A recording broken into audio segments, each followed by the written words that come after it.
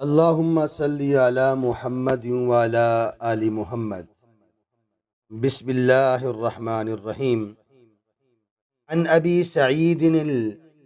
المقبوری عن ابی ہریرہ رضی اللہ تعالی عنہ انہ مر بقوم بین ایدیہم شاة مصلیہ فدعوہ فابى ان یأکل وقال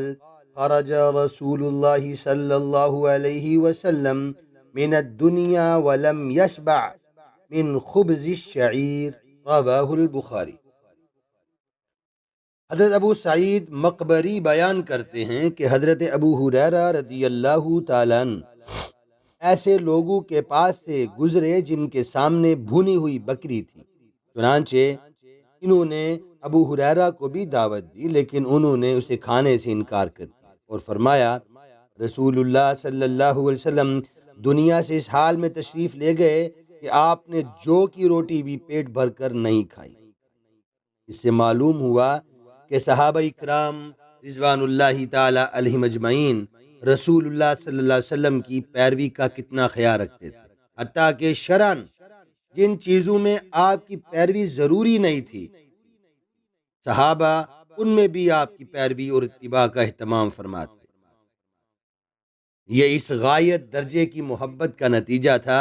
جو صحابہ اکرام رضوان اللہ تعالی علیہ مجمعین کو رسول اللہ صلی اللہ علیہ وسلم کے ساتھ،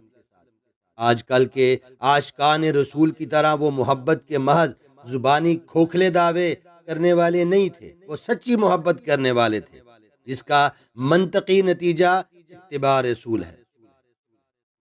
جن دعوتوں میں اسراف کا مظاہرہ ہو، جیسے بدقسمتی سے آج کل کی دعوتوں میں یہ اسراف عام ہے، حتیٰ کہ دیندار لوگ بھی اس سے بچے ہوئے نہیں ہیں،